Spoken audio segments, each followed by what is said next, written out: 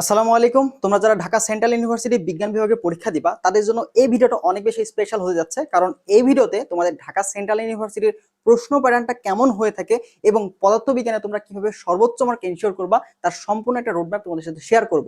তো অবশ্যই ভিডিওটা তুমি সম্পূর্ণ দেখবা, আর যদি না দেখতে পারো তাহলে ভিডিওটা শেয়ার করে রাখো অথবা সেভ করে রাখো প্রোফাইলে, ঠিক আছে? কারণ পরবর্তীতে তুমি এই ভিডিওটা তাছাড়া হারাই ফেলবা। আর এই ভিডিওগুলো কিন্তু অনেক বেশি ইম্পর্টেন্ট হয়ে যাচ্ছে, বা এই সিরিজগুলো অ্যানালাইসিস সিরিজগুলো জানলে তুমি সহজেই কিন্তু বুঝতে পারবে আসলে তোমার কি পড়া দরকার। এখনো অনেক জায়গাতে তোমরা যারা চান্স পাও নাই, এটা কিন্তু তোমাদের লাস্ট একটা সুযোগ।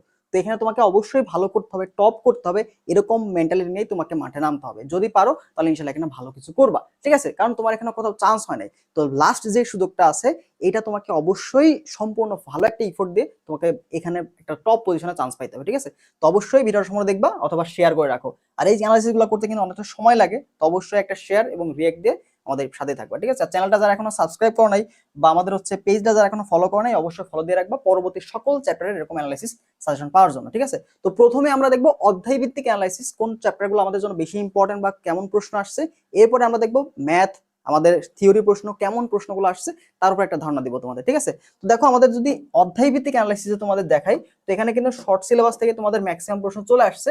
দেখো প্রথম পদ থেকে ভৌত জগৎ থেকে প্রশ্ন আসে নাই, কিন্তু ভেক্টর থেকে তোমাদের প্রশ্ন আসছিল দুইটা, একটা থিওরি প্রশ্ন এবং ম্যাথ প্রশ্ন, ঠিক আছে?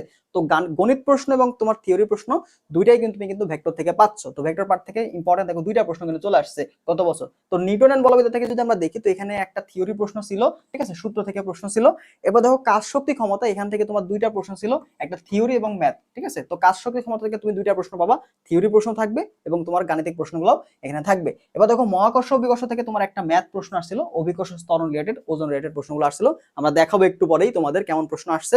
এবার দেখো পর্যায়বৃত্ত গতি থেকে তুমি এখানে তিনটা প্রশ্ন আসছে, পর্যায়বৃত্ত গতি থেকে তিনটা প্রশ্ন আসছে, তার মধ্যে তোমার হচ্ছে দুইটা ম্যাথ আসছে, একটা থিওরি প্রশ্ন এখানে আসছিল। পদার্থের গাঠনিক ধর্ম থেকে তোমার প্রায় চারটা প্রশ্ন আসছে, তার মধ্যে তিনটাই তোমার থিওরি ছিল, তিনটাই থিওরি ছিল এবং বাকি একটা ছিল ম্যাথ, একটা ছিল ম্যাথ, ঠিক আছে? তোমরা দেখবো কেমন প্রশ্নগুলো আসে পরবর্তীতে। দেখো আদর্শ গ্যাস থেকে তোমাদের এখানে একটা ম্যাথ ছিল, আমাদের যে গতিশক্তি, ঠিক আছে, মোট গতিশক্তি, গড় গতিশক্তি, এই টাইপের প্রশ্নগুলো এখানে ছিল। এবার সব দেখো পদার্থবিজ্ঞান প্রথম পদ থেকে শর্টের মধ্যে যেই চ্যাপ্টারগুলো ছিল, তো ম্যাক্সিমাম অধ্যায় থেকে কিন্তু প্রশ্ন আসছে, এবং শর্ট থেকে তোমার ফিজিক্স প্রথম পদ থেকে প্রশ্ন কিন্তু বেশি, প্রথম পত্র থেকে প্রশ্ন আসছে বেশি। এরপর যদি আমরা দ্বিতীয় পত্রে আসি, তো দ্বিতীয় পত্রে দেখো আমাদের তাপগতিবিদ্যা, এখান থেকে তুমি দুইটা প্রশ্ন পাবা, দুইটা প্রশ্নে তোমার থিওরি প্রশ্ন আসছে 24-25-এ। যদি স্থির তড়িৎ দেখি, এখানে দেখো একটা প্রশ্ন ছিল থিওরি থেকে, চলতড়িৎ থেকে দুইটাই তোমার ম্যাথ আসছিল। এরপর দেখো ভৌত আলোক বিজ্ঞান, এখান থেকে তোমাদের একটা থিওরি প্রশ্ন তোমাদের আসছে। এবার দেখো আধুনিক পদার্থবিজ্ঞানের সূচনা, এখান থেকে দুইটা প্রশ্ন ছিল, একটা থিওরি প্রশ্ন এবং একটা গাণিতিক প্রশ্ন তুমি এখান থেকে পাবা। এরপর দেখো পরমাণু মডেল, তো এখান থেকে একটা গাণিতিক প্রশ্ন আসছে, শক্তি স্তরের যে দ্বিতীয় শক্তি স্তরের বা দ্বিতীয় কক্ষপথের শক্তি নির্ণয়, এই ধরনের একটা প্রশ্ন ছিল। সেমিকন্ডাক্টর থেকে তোমার একটা থিওরি প্রশ্ন আসছে, এবং শর্টের বাইরে একটা চ্যাপ্টার, সেটা হচ্ছে তোমার তড়িৎ প্রবাহ চৌম্বক ক্রিয়া, তো এখান থেকে একটা থিওরি প্রশ্ন তোমার আসে, একক টাইপের প্রশ্নগুলো আসে, চৌম্বক ক্ষেত্রের একক কি ছিল, ঠিক আছে? তো এই যে টোটালি চ্যাপ্টার অ্যানালাইসিসটা তোমরা আশা করি দেখছো, যে এখানে দেখো শর্টের বাইরে কিন্তু প্রশ্ন তেমন আসে নাই। তো তুমি যদি শর্ট সিলেবাসটা ভালো করে পড়ে যাও, ঠিক আছে, শর্ট সিলেবাসটা যদি ভালো করে পড়ে যাও, তাহলেই তোমার এখানে দেখবা যে 98% প্রশ্ন চলে আসে, ঠিক আছে? তো দুইটা বা হচ্ছে দুইটার মতো প্রশ্ন হয়তো শর্টের বাইরে থেকে আসতে পারে, বাট ম্যাক্সিমাম প্রশ্ন তুমি শর্ট সিলেবাস থেকে পাবা, ঠিক আছে? তো একটা অ্যানাউন্সমেন্ট, সেটা হচ্ছে ঢাকা সেন্ট্রাল ইউনিভার্সিটির জন্য তোমাদের কিন্তু আমাদের এক্সাম ব্যাচটা চলেছে, ঠিক আছে? তো এখানে তুমি কিন্তু প্রায় দেখো 50+ তুমি কিন্তু এক্সাম পাচ্ছ, ঠিক আছে? 50+ তুমি এখানে এক্সাম পাচ্ছ।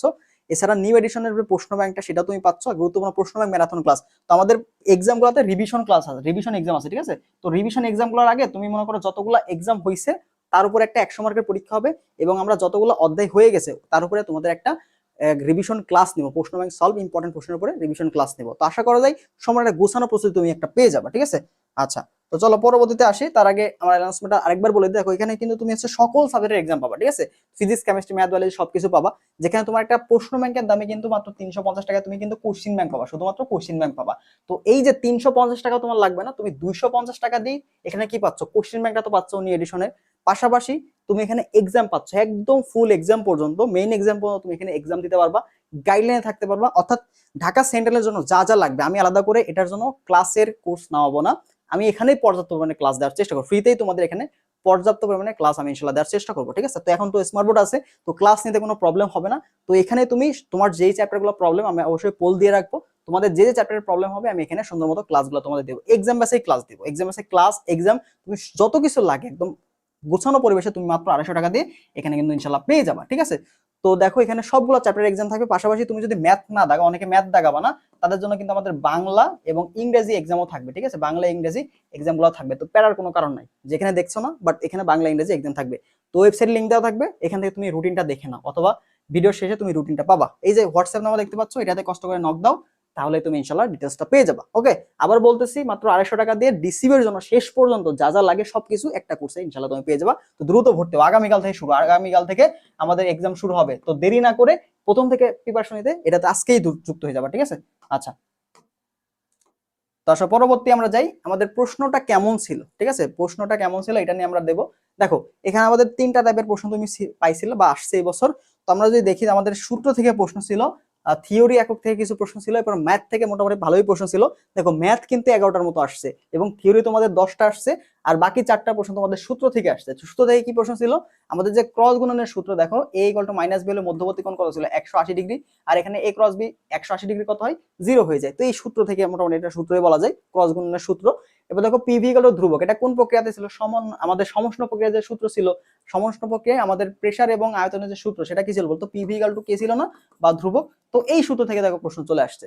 এরপরে দেখো নিউটনের বলবিদ্যা থেকে কৌণিক ভরবেগ, এটা কি ছিল, কৌণিক ভরবেগ L, এবং হচ্ছে আমাদের কৌণিক ভরবেগ, এটা তোমার হচ্ছে, এটা তোমার P হবে। ঠিক আছে, R × P হবে।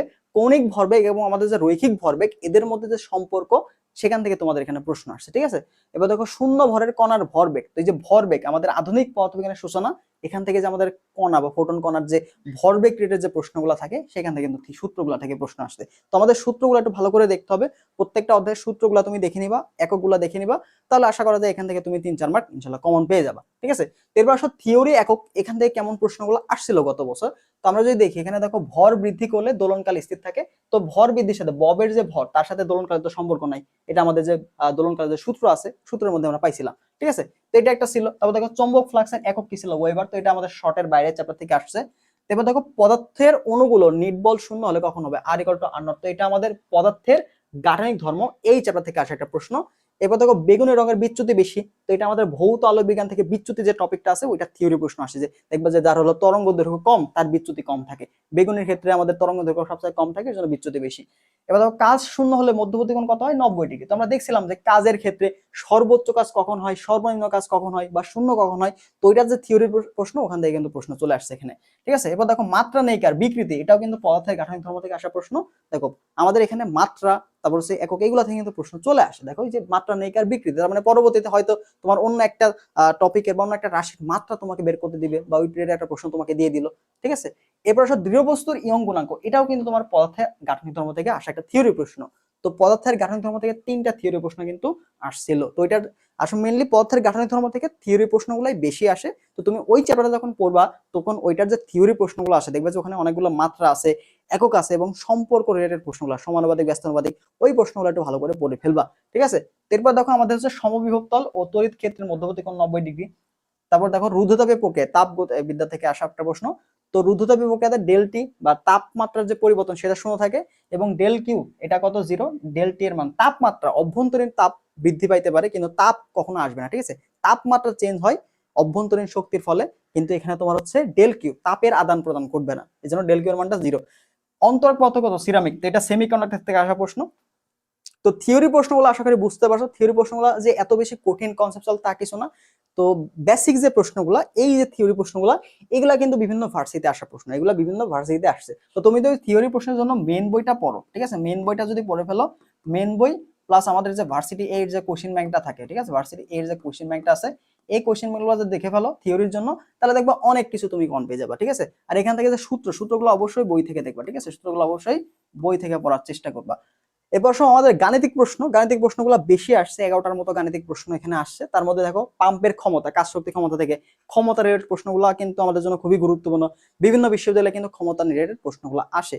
তো ক্ষমতার সূত্র দেখো প্রশ্ন আসছে, পি ইকুয়াল টু দেখো এমজিএস বাই এইচপি এককে, হর্স পাওয়ার এককে বলছিল। তো ক্ষমতাকে অবশ্যই 740 ভাগ করে হর্স পাওয়ারে নিয়ে যাইতে হবে। এবার দুইটা ভেক্টর তোমাকে দেওয়া ছিল, বলছিল দুইটা ভেক্টরের মধ্যবর্তী কোণ কত। তো এটা আমরা ডট গুণের কনসেপ্ট থেকে জানি, থিটা ইকুয়াল টু কত, কজ ইনভার্স, উপরে ডট গুণ, নিচে হবে তাদের মানদ্বয়ের গুণফল। এরপরে দেখো আমাদের যে মহাকর্ষ অভিকর্ষ, এখান থেকে একটা কনসেপচুয়াল প্রশ্ন ছিল। তোমাকে বলছে G/5 অভিকর্ষ ত্বরণ বিশিষ্ট গ্রহে একটা গ্রহতে নিয়ে গেল, তো ওই গ্রহতে বস্তুর ওজন কতটুকু হারাবে পৃথিবীর তুলনায়। তো তোমাকে পৃথিবীতে ওজন দেওয়া ছিল, ঠিক আছে, পৃথিবীতে ওজন দেওয়া ছিল তোমাকে এত নিউটন। তো এই ওজন থেকে তুমি যদি জি দিয়ে ভাগ করে তাহলে ভর পাবা। এই ভরটা তুমি যদি এই G/5 দিয়ে গুণ করো তাহলে যতটুকু ভর পাচ্ছ তার থেকে পৃথিবীর যে ওজন ছিল তার থেকে বাদ দিলে কি কতটুকু ওজন হারাচ্ছ সেটা পেয়ে যাবা। ঠিক আছে, তো বেসিক কিছু প্রশ্ন ছিল, দেখো এম জি এটা পৃথিবীতে ওজন মাইনাস এম জি ড্যাশ এটা হচ্ছে ওই গ্রহে ওজন, তাহলে এমটাকে বের করে নিবা। তোমাকে এম জি দেওয়া ছিল, এম জি মানে কি পৃথিবীতে ওজন, এটা দেওয়া ছিল। তো এখান থেকে তুমি এম এর মানটা বের করে নিবা ওজন ডিভাইড বাই জি করে 9.8 দিয়ে ভাগ করে। এরপরে আমাদের পদার্থের গাঠনিক ধর্ম থেকে খুবই সুন্দর একটা প্রশ্ন ছিল, সেটা হলো তোমাকে তারের ক্ষেত্রফল দেওয়া ছিল এবং দৈর্ঘ্য বৃদ্ধি দেওয়া ছিল। ঠিক আছে, 10% দৈর্ঘ্য বৃদ্ধি হলে কাজ কত, এটা খুবই সহজে করা যায়। এটা হচ্ছে ইয়ং এর গুণাঙ্ক গুণ ক্ষেত্রফল তার সাথে 10%। তো 10% আমরা কি লিখতে পারি 10/100। তো এটা বসাই দিয়ে কাটাকাটি করলেই মান চলে আসে। ইয়ং এর গুণাঙ্ক প্রশ্নে দেওয়া ছিল। তো এরপরে দেখো স্বাধীনতার মাত্রা তোমাকে দেওয়া আছে এফ। স্বাধীনতার মাত্রা যদি 12 হয় তাহলে মোট গতিশক্তি কত, E = 12/2 RT। তো আর এর মান এবং টি এর মানটা বসাই দিবা, তাহলে এখানে মোটামুটি শক্তি পেয়ে গেল। ঠিক আছে, এখানে চলে আসে। তো এবার দেখো সেকেন্ড দোলকের কম্পাঙ্ক কত ছিল, তো সেকেন্ড দোলকের কম্পাঙ্ক এফ এটা সমান কত 1/t। তো আমাদের সেকেন্ড দোলকের পর্যায়কাল টি এটা সমান হচ্ছে মূলত 2 সেকেন্ড। তো তুমি যদি 2 বসাই দাও তাহলে দেখো 0.5 হার্টজ তুমি এখানে পাচ্ছ। তো এটা ছিল আমাদের পর্যায়বৃত্ত গতি থেকে। এরপরে দেখো হাইড্রোজেনের দ্বিতীয় কক্ষপথের শক্তি, তো আমরা জানি কি এনতম শক্তি স্তরে শক্তি কত ছিল এনতম কক্ষের, সেটা হচ্ছে -13.6 ডিভাইড বাই এন স্কয়ার। এনটা হচ্ছে কক্ষপথের সংখ্যা, তোমাকে বলে দিবে যে কয় নাম্বার কক্ষপথ, 2 নাম্বার 3 নাম্বার এরকম। ঠিক আছে, তো এটা দ্বিতীয় কক্ষপথ ছিল, এর জন্য কি 2 দিয়ে ভাগ করে দিবা, এন এর মান 2 বসাই দিলে তোমার রেজাল্ট চলে আসবে। তুল্য রোধ নির্ণয় থেকে প্রশ্ন ছিল। এবারে দেখো ব্যাসার্ধ পরিবর্তন যদি তুমি করো তাহলে রোধের মানটা কেমন হবে। তোমরা জানি কি ব্যাসার্ধের সাথে সম্পর্ক হচ্ছে r প্রপোর্শনাল টু 1/r²। তো এই সম্পর্ক দিয়ে তুমি মানটা বের করে ফেলবা। ঠিক আছে, তো এখান থেকে দেখো r1 বাই হচ্ছে r2 এটা সমান কত হয় r2² ডিভাইড বাই r1²। তো ভ্যালুগুলো বসাই দিয়ে r2 এর মানটা তুমি পেয়ে যাবা। এবার রকেটের দৈর্ঘ্য বিকৃতি তোমার দেওয়া ছিল যে দৈর্ঘ্য এত গুণ হয়ে গেলে বেগ কত। তো বেগ নির্ণয়ের একটা শর্টকাট সূত্র আছে, v এটা সমান কত √1 মাইনাস ছোট মান ডিভাইড বাই বড় মান তারপরে স্কয়ার তার সাথে ইনটু সি। তো এটা আছে বেগ নির্ণয়, সহজে তুমি বের করতে পারবা। এবার তোমাদের পথ পার্থক্য এবং থেকে দশা পার্থক্য বের করার যে সূত্রটা ছিল, এখানে পথ পার্থক্য দেওয়া ছিল, সেখান থেকে দশা পার্থক্য বের করার যে গাণিতিক প্রশ্নগুলো এইগুলো। তো ওভারঅল তোমাদের মোটামুটি এরকম প্রশ্ন তুমি ইনশাআল্লাহ এখান থেকে পাবা। ঠিক আছে, তো এখানে দেখো আমাদের থিওরি প্রশ্ন এবং গাণিতিক প্রশ্ন দুইটাই কিন্তু মোটামুটি ভালোই আসে। তো গাণিতিক প্রশ্ন কিন্তু এখানে আসছে, তো এত কঠিন গাণিতিক প্রশ্ন এখানে আসে না। তুমি যদি কোশ্চেনগুলো ভালো করে অ্যানালাইসিস করো, প্রত্যেকটা অধ্যায়ের কনসেপ্টগুলো তুমি যদি ভালো মতো জানো, ইনশাআল্লাহ এখানে ভালো একটা মার্ক তুমি ইনশিওর করতে পারবা। ঠিক আছে, তো দেখো প্রশ্ন প্যাটার্নটা আমরা ভালো মতো অ্যানালাইসিস করলাম। তো এরকম ভাবে প্রত্যেকটা সাবজেক্টের আমরা কিন্তু অ্যানালাইসিস করে দিব। যারা চ্যানেলটা সাবস্ক্রাইব করো নাই তারা অবশ্যই সাবস্ক্রাইব করে রাখবা, পেজ ফলো দিয়ে রাখো, পেজ ফলো দিয়ে রাখো, আর ভিডিওটা অবশ্যই শেয়ার করে রাখো। আর পিডিএফটা আমি কমেন্ট বক্সে দিয়ে দিব, সেখান থেকে পিডিএফটা তোমরা নিয়ে নিবা। ঠিক আছে, পিডিএফটা ডাউনলোড করে নিবা, আমাদের টেলিগ্রাম গ্রুপ লিংক দেওয়া থাকবে, সেখানে তুমি যে এটা ডাউনলোড করে ফেলবা। ঠিক আছে, আচ্ছা, তো এরপরে আসো আমরা ফিজিক্সে সবচেয়ে ভালো একটা মার্ক কিভাবে এনশিওর করব। ঠিক আছে, টপ একটা মার্ক আমরা যদি এনশিওর করতে চাই তাহলে আমাদের কি করণীয় ফিজিক্সের ক্ষেত্রে।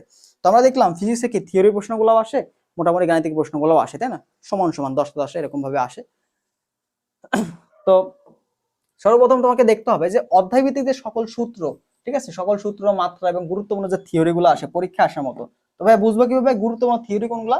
তো এই গুরুত্বপূর্ণ থিওরি গুলো বিভিন্ন ভার্সিটিতে আসছে। ঠিক আছে, বিভিন্ন ভার্সিটিতে আসছে, সেগুলো তুমি পড়ে ফেলো। থিওরি প্রশ্নগুলো যেগুলো ভার্সিটিতে আসছে সেগুলো তুমি পড়ে ফেলো, তাহলে দেখবা থিওরি প্রশ্ন অনেকটা কভার হয়ে যাবে।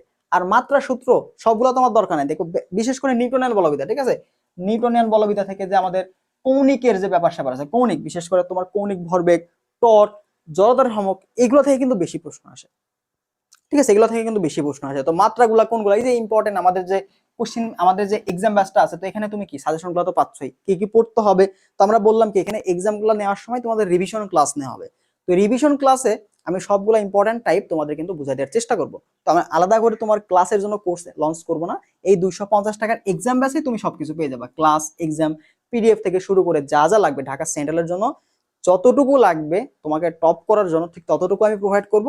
তোমাকে শুধু জাস্ট পড়তে হবে। আমার কথা মতো তুমি যদি চলতে পারো ইনশাআল্লাহ গত বছর এটা কিন্তু 2.0, তার মানে আমাদের গত বছর কিন্তু কোর্স ছিল। তো সেখান থেকে কিন্তু প্রায় আমাদের 60% স্টুডেন্ট যারা ছিল, যারা রেগুলার ছিল, তারা সবাই চান্স পেয়েছে, ভালো পজিশনে কিন্তু ঢাকা সেন্ট্রালে এখন পড়াশোনা করতেছে। ঠিক আছে, তো তুমিও এই বছর আরো ভালো মতো গোছানো ভাবে, যেহেতু গত বছর প্রশ্ন প্যাটার্ন সম্পর্কে ধারণা ছিল না, এই বছর আমার একটা সম্পূর্ণ ধারণা পাচ্ছি, তো এই বছর আরো গোছানো ভাবে ইনশাআল্লাহ যেন 100% শিক্ষার্থী চান্স পাই সেভাবে কিন্তু এখানে গুছাই দেওয়া হবে। ঠিক আছে, তো অবশ্যই তোমরা ঢাকা সেন্ট্রালে যারা পরীক্ষা দিবা তারা অল্প কিছু বাজেটে, তোমাদের ফিটা আমি সীমিত রাখছি একদম, জানি এই মুহূর্তে তোমাদের অনেকটা দেখো 250 টাকা এখন বের হলে গাড়ি ভাড়াতে কিন্তু, বা তুমি যদি কোথাও হোটেলে খাওয়া দাওয়া করো 100 টাকা নিচে কিন্তু বিল নেই, ঠিক আছে? তো অল্প কিছু টাকা দিয়ে তুমি এখানে কোশ্চিন ব্যাংকটা কিনবা, তো ওখানে 350 টাকা লেগে যাবে, তো তুমি সেখানে মাত্র 250 টাকা দিয়ে এখানে কোশ্চিন ব্যাংকটা পাচ্ছ, পাশাপাশি আরো অনেক কিছু পাচ্ছ কোর্সের জন্য যা লাগে, ঠিক আছে? এবার আর দেখো পরবর্তী যে কাজটা সেটা হচ্ছে ঢাকা সেন্ট্রাল ইউনিভার্সিটির কোশ্চিন প্যাটার্নটা বোঝার জন্য এখানকার যে প্রশ্নগুলো আছে, প্রশ্ন ব্যাংক যেটা দিব ওইটা তুমি পড়বা, আর ভার্সিটি কয়ের প্রশ্ন ব্যাংকটা আমি দিব ওইটাও তুমি পড়বা, ঠিক আছে? দুইটা প্রশ্ন ব্যাংক তোমাকে পিডিএফ দেওয়া হবে, এই দুইটা প্রশ্ন ব্যাংক তুমি ভালো করে ফেলবা, আর যদি তোমার না থাকে সেটা তুমি কারেন্ট বাজারে কিনে ফেলতে পারো, ঠিক আছে? তো বাজার থেকে কিনে তুমি এই প্রশ্নগুলো ভালো করে অ্যানালাইসিস করে সলভ করো, অর্থাৎ তুমি এর আগে যা প্রশ্ন বই ছিল, তুমি যারা অ্যাডমিশন ক্যান্ডিডেট ছিলা, যারা পরীক্ষা দিছো, তো তোমাদের কাছে তো কোশ্চেন ব্যাংকটা আছে, তাই না? তো কোশ্চেন ব্যাংকটা তুমি সলভ করলে হয়ে যাবে, তোমার কাছে যে কোশ্চেন ব্যাংকটা আছে ভার্সিটি এ ইউনিটের বিভিন্ন ভার্সিটির কোশ্চেনগুলো আছে সেগুলো তুমি সলভ করে যাও, তাহলে ইনশাল্লাহ হয়ে যাবে, আলাদা করে বই দরকার নাই, তুমি ঢাকা সেন্ট্রালের কোশ্চেন ব্যাংকটা কালেক্ট করে নিতে পারো, ঠিক আছে? এবার দেখো কনসেপ্টটা অবশ্যই ক্লিয়ার রাখতে হবে, কনসেপ্ট যদি তুমি ক্লিয়ার না রাখো তাহলে আলটিমেটলি তুমি এখানে ভালো করবা না। প্রশ্ন সহজ আছে বাট কনসেপ্ট যদি ভালো না থাকে, তুমি যদি সহজ প্রশ্নে ভুল করে আসো তাহলে আলটিমেটলি ভালো হবে না, ঠিক আছে? তো এখানে তোমার যে কাজ সেটা হচ্ছে ইজি প্রশ্ন ভুল করা যাবে না, ঠিক আছে? ইজি যে কোশ্চেনগুলো আছে সেগুলো কোনোভাবেই ভুল করা যাবে না, এবং এখানে কিন্তু প্রত্যেকটা প্রশ্নের তোমার নেগেটিভ মার্কিং আছে, নেগেটিভ কত 0.25, অবশ্যই ভুল করলে তোমার 0.25 কেটে কিন্তু কাটা যাবে, নেগেটিভ মার্কিংটা তোমার এখানে ইম্পর্টেন্ট কন্ট্রোল করা, তার মানে আন্দাজে দাগায়ও কাজ হবে না, ঠিক আছে? এর জন্য টাইম ম্যানেজমেন্ট, দেখবা যে ম্যাক্সিমাম শিক্ষার্থী পরীক্ষার হলে কি করছে, টাইম ম্যানেজমেন্ট করতে পারে না, প্রিপারেশন ভালো ছিল, তারা খুব হার্ড ওয়ার্ক করতেছে, বাট এই যে টাইমটা ম্যানেজ না করার কারণে তারা কিন্তু একদম ধরা খেয়ে গেছে। তো পরীক্ষা দেওয়াটা কিন্তু অনেক বেশি গুরুত্বপূর্ণ, প্রথম থেকে যারা ডেডিকেটেড থাকবে, রেগুলার থাকবে, ভালো করে ম্যানেজ করতে পারবে, তারা অবশ্যই পরীক্ষা ভালো করবে।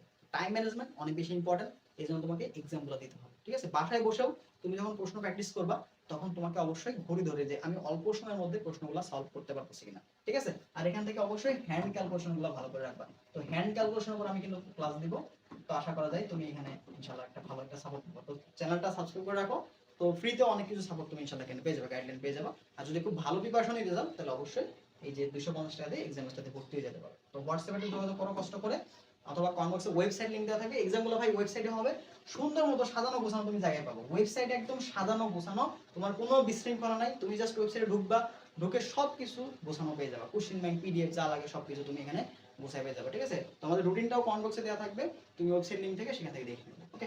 তো ভালো থাকো সবাই, ভিডিওটা কেমন লাগলো অবশ্যই কমেন্ট করে জানাবা, পরবর্তীতে কোন সাবজেক্টটা তুমি আগে যাচ্ছ সেটা অবশ্যই জানাবা, আমি পরবর্তীতে ওটা নেওয়ার চেষ্টা করবো। আল্লাহ হাফেজ সবাই, ভালো থাকো।